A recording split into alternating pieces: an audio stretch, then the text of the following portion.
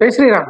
હું છું કલ્પેશ અને એક સત્ય કિસ્સો લઈને આપની સમક્ષ આવ્યો છું કે જે વિથઆઉટ પેન્શન જે સિનિયર સિટીઝનો છે, એટલે કે જે લોકોને કોઈ જાતનું પેન્શન નથી આવતું એવા સિનિયર સિટીઝનોની વાતનો એક કિસ્સો છે.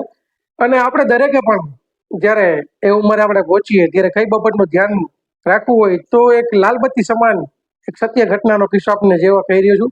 અને આ એ ઘટનાને જાણો, ધારી લો કે એ વ્યક્તિ હું જ છું, કે એ સિનિયર સિટીઝન હું જ છું. તે રીતે હું આપને સમજવાની કોશિશ કરીશ. હું મારા પુત્ર ભાવેશને કહું છું કે મારા મોબાઈલનો રિચાર્જ કરાવી દેજે.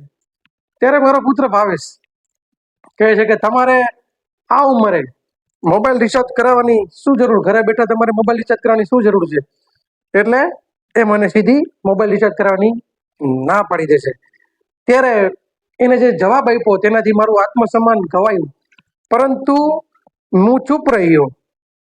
મારી પત્ની નંદાને મેં જ્યારે વાત કરી ત્યારે એને પણ કીધું કે ભાવેશ ક્યાં ખોટું કહે છે, આ ઉંમરે ઘરમાં બેસવા કરતા તમે કંઈક કામ કરો. અચાનક આવી જ રીતે ઘરની દરેક વ્યક્તિઓના પ્રહારો મારી ઉપર થતા હતા. આમ ધીરે ધીરે ધીરે ધીરે આ વસ્તુ મારી સાથે રોજ થવા માંડી. મસાલાના પૈસા હોય કે કોઈ બી વસ્તુના મારે પૈસા જોતા હોય ત્યારે મારે 10 સવાલોના જવાબ આપવા પડતા. જાણે સરકારી કોઈ ઠરાવ પાસ થયા બાદ મને પૈસા મળતા હોય તેવી રીતે મને છેલ્લે પૈસા મળતા. આ જે મારી સાથે પુત્રનું, મારી પત્નીનું આ જે રીતનું મારી સાથે અપમાન થતું તે રોકવાના મેં ઘણા પ્રયાસ કર્યા, પણ એ બધા નિરર્થક રહ્યા. એક તો મારી ઉંમર 59 વર્ષની, અને આ ઉંમરે મારે ક્યાં નોકરી કરવા જવી કે ક્યાં નોકરી ગોતવા જવી. એટલે હું કંઈ જ્યારે પણ આવું થતું ત્યારે હું કંઈ બોલ્યા વગર મારા ઘરના રૂમમાં જતો રહેતો. મારા માતા પિતાના ફોટા સમક્ષ જોયા રાખતો અને થોડે ધીરે ધીરે હું મારા ભૂતકાળને યાદ કરતો. મિત્ર, મને મારો ભૂતકાળ યાદ આવી રહ્યો છે કે હું જ્યારે મારા લગ્ન થયા ત્યારે શહેરની મોટી કંપનીમાં હું એઝ અ એકાઉન્ટન્ટ મેનેજર તરીકે નોકરી કરતો હતો. મારી પત્ની પણ લિમિટેડ કંપનીમાં નોકરી કરતી હતી અને હું મારા મિત્રોની અંદરો અંદર મારી જાતને સૌથી વધુ સુખી ગણાવતો હતો. આ સમય દરમિયાન મારા ઘરે સંતાનમાં પુત્ર પ્રાપ્તિ થઈ અને જાણે મને એવું લાગતું કે ભગવાનની અસીમ કૃપા મારી ઉપર વરસી રહી છે. અને મને એવું લાગતું કે આ સિટીમાં સૌથી સુખી વ્યક્તિ હું છું. મને જે તકલીફો પડી એ તકલીફો મારા બાળકને ન પડે એવું વિચારી રહ્યો હતો અને એવા જો પ્રયાસ કરી રહ્યો હતો. એટલા માટે જ મેં મારા પુત્રને શહેરની સૌથી મોંઘી ઇંગ્લિશ મીડિયમ સ્કૂલમાં મેં એડમિશન કરાવ્યું અને તેની જેટલી પણ જરૂરિયાત રહેતી, તેને જે કંઈ જરૂરિયાત પડતી એનું કેવું ને એક ઝીણવટતાથી બારીકાઈથી ધ્યાન આપતો. ત્યારે મારા પપ્પા મને ઘણી વખત કહેતા કે બેટા, આપણે મધ્યમ વર્ગીય પરિવાર છીએ, જે ખર્ચ કરીએ ભવિષ્યનો વિચાર કરીને કરવો જોઈએ. હું તો સરકારી નોકરી જ છું, મને પેન્શન મળશે, પરંતુ તારે તારા ભવિષ્યનું, તારે તારા એ સમયનું વિચાર કરવો જોઈએ, તારા ભવિષ્યનો વિચાર કરવો જોઈએ. પણ હું તો શું છે, એક ધૃતરાષ્ટ્રની જેમ પુત્ર અને પરિવાર પ્રેમમાં અંધ થઈ ગયો હતો. પપ્પા અને મમ્મી તો આ દુનિયામાં નથી રહ્યા, પરંતુ તેના કહેલા શબ્દો આજે પણ જ્યારે મારા વિચારમાં આવે છે ત્યારે હું દુઃખી થાઉં છું અને જાણે એવું લાગે કે હું એની આ વાતનો જે મેં ધ્યાન ન દીધું એનો મને પસ્તાવો થઈ રહ્યો છે.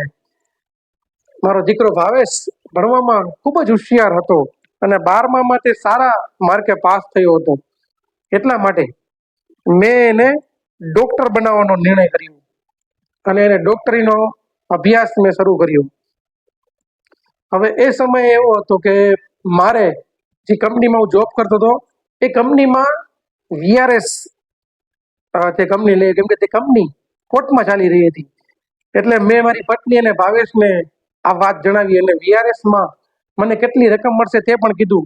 તો તે બંને જણાએ મને કહ્યું કે પપ્પા, VRS તમે લઈ લો, જેથી કરીને તેનું મૂડી પર વ્યાજ પણ જાજુ આવશે, મમ્મીની પણ નોકરી ચાલુ છે તો આપણી કોઈ આર્થિક સમસ્યા રહેશે નહીં, અને હું ડોક્ટર બની જઈશ એટલે સાવ કોઈ આર્થિક સમસ્યા રહેશે નહીં. અને આ વાતનો મારી પત્ની નંદની ખૂબ જ તેને સમર્થન કરી રહી હતી.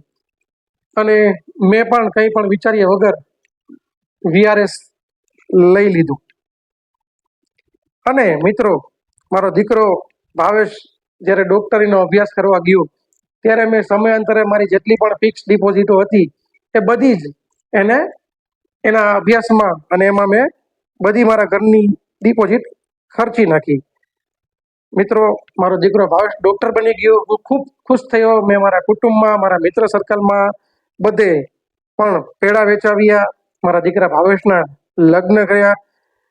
પણ મિત્રો, વસ્તુ એ છે કે જ્યારે વીઆરએસ લઈ લીધું એટલે કે મારી હાલત તો મારા ઘરમાં નાણાં વગરના નાથિયા જેવી છે, કેમ કે મારી જેટલી પણ ફિક્સો હતી એ બધી જ મેં મારા દીકરા પાછળ અને એના લગ્ન પાછળ ખર્ચી નાખી. હવે ઘરમાં મારી કિંમત એક કોડીની પણ રહી નથી. ઘરે હું નાણાં વગરના નાથિયા જેવો થઈ ગયો છું. ઘરમાં કોઈ પણ વ્યક્તિ ગમે ત્યારે આવીને મને ગમે તે કામ ચીંધી દેતી, કોઈ પણ જાતની શરમ ન અનુભવતી અને ઉલટાનો મને ચીઠીઓ ભરતી જતી હતી કે નવરા બેઠા આટલું તો કરી નાખો.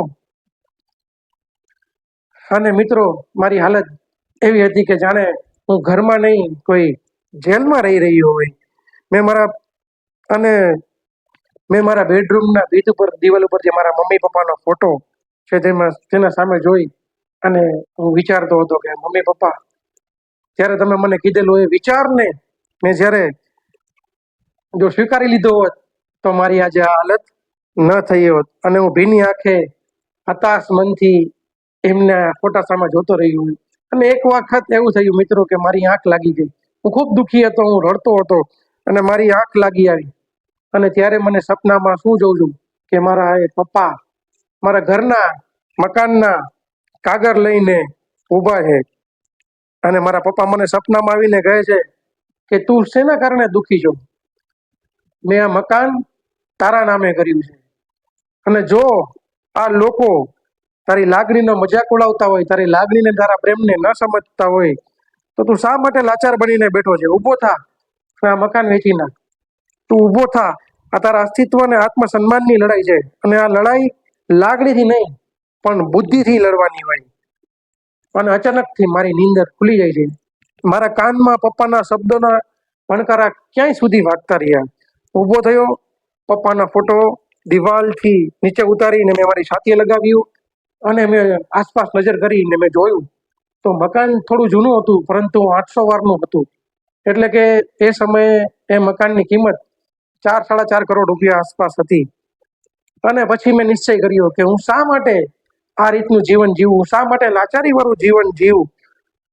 બસ મેં આ વસ્તુને મારા મગજમાં ઉતારી અને કહેવાય ને, ખૂબ ખરાબ અનુભવો પછી જ એક નવો જન્મ થાય છે. અને હવે પછીનો મારો નવો જન્મ પણ નવા વિચારો સાથેનો હતો. મેં મારા બેઠક રૂમમાં મારા બેસવાની સ્ટાઇલ બદલી નાખી. ભાવેશ અને મારી પત્ની સાથે મેં જવાબ દેવાનું પણ બદલી નાખ્યું, એક વર્તન બદલી નાખ્યું. અને હવે હું તે લોકોની સાથે તેના જ રીતે ઊંચા અવાજમાં વાત કરતો હતો. અને પછી મારી જ આ વાતથી અકળાઈને ભાવેશ એક દિવસ બોલ્યો કે મમ્મી, પપ્પાનું ઘરે બેઠા નાટક વધી રહ્યા છે. પપ્પાની દાદાગીરી વધી રહી છે. રૂપિયા તો કમાવા છે નહીં.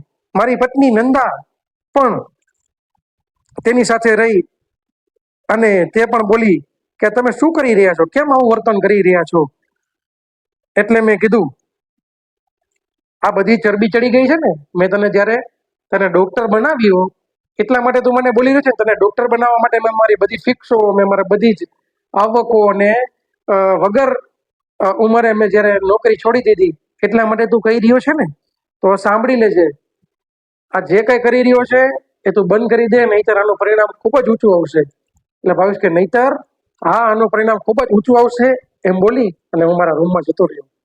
મેં બ્રોકરને મકાન વેચવાની વાત કરી દીધી હતી. રવિવાર આવ્યો ત્યાં સુધીમાં તો 5-6 લોકો મકાન જોવા આવી ગયા. એટલે મારી પત્ની ને ભાવેશ ને બધા વિચારતા થઈ ગયા કે આ શું છે, આ શું થઈ રહ્યું છે. ત્યારે મેં બધાને કીધું કે તમે લોકો આ પ્રશ્ન પૂછવાનો અધિકાર હવે ખોઈ ચૂક્યા છો. તમે લોકો આ પ્રશ્ન પૂછવાનો અધિકાર ખોઈ ચૂક્યા છો. આ મકાન મારા નામનું છે અને આવડું મોટું મકાન જ્યારે મારા નામે હોય ત્યારે મારે માવાના પૈસા માટે, મારા મોબાઈલના રિચાર્જ માટે જો ભીખ માંગવી પડતી હોય તો એવી લાચારી મારે નથી જોતી.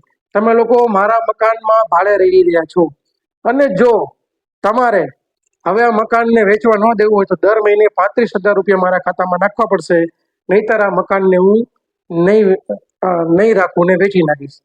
તો ભાવેશ કે તમે પપ્પા છો કે સોદાગર? મેં કીધું બેટા, આ વાતનો વિચાર તારે કરવો જોઈએ. તને શરમ આવી જોઈએ કે એક બાપના આર્થિક અને માનસિક બલિદાનને તમે લોકોએ મજાક બનાવી દીધી.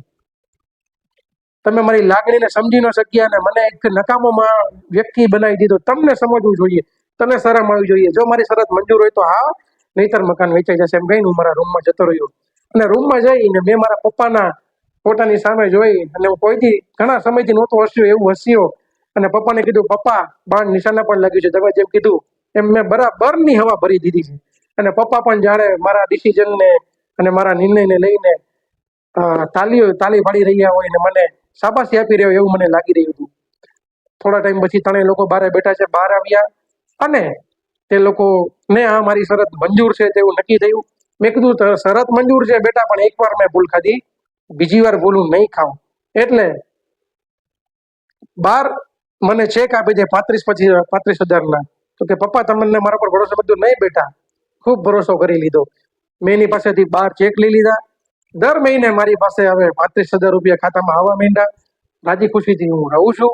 હવે મારી પત્ની પણ ધીમે ધીમે મારો સાથ દેવા માંડી છે, કેમ કે મારી પાસે પૈસા આવી ગયા. મારા પુત્રો અને પુત્રવધુ પણ આ વખતથી એને કોઈ જાતની તકલીફ નથી, કેમ કે એને 3 ક્લિનિક હોવા છતાં પણ તે મારી સાથે આવું વર્તન કરતો હતો. એટલે એની આવક પણ જાજી છે અને સાથે 5-1 કરોડનું મકાન પણ એનું છે. એટલે આ વાતથી એને કોઈ તકલીફ નહોતી. હું મારી પત્ની પંજાબી ઢોસા ખાવા હાલતા જતા હોય છે, ક્યારેક ક્યારેક મૂવી પણ જોતા હોતા હોય છે, છતાં પણ 35,000 ખાધા નથી ખૂટતા. અને હવે તો અમે 20 દિવસની એક સાઉથની ટૂરમાં પણ જવાના છીએ, એ યાત્રા કરવા જવાના છીએ. એટલે કે પરિવારનો માહોલ એકદમ નોર્મલ થઈ ગયો છે. તો મિત્રો, આ વાત એક સત્ય ઘટના ઉપરથી એક વ્યક્તિની કહેલી વાત છે, પરંતુ આપણે વિચારવું જોઈએ, પિતૃમોહમાં એટલું પણ અંત ન થઈ જવું જોઈએ કે આપણું ભવિષ્ય શું છે. આ વસ્તુ દરેક વ્યક્તિને લાગુ પડતી નથી, પરંતુ કહેવાય ને, ચેતતા નર સદા સુખી. આપણે આપણા ભવિષ્યનો પ્લાન કરીને જ ચાલવું જોઈએ. ભલે એમાંથી આપણા પુત્રવધુને મદદ કરીએ, પરંતુ આપણે પ્લાન લઈને જ ચાલવું જોઈએ. તો મિત્રો, વિડીયો તમને કેવો ગમ્યો? જો વાત તમને ગમી હોય તો દરેક લોકો સુધી પહોંચાડજો. તો મળીશું આવતા વિડીયોમાં. ત્યાં સુધી કોમેન્ટમાં લખજો જય શ્રી રામ. વિડીયોને શેર કરજો, ચેનલને સબસ્ક્રાઈબ કરવાનું ભૂલતા નહીં. જય શ્રી રામ.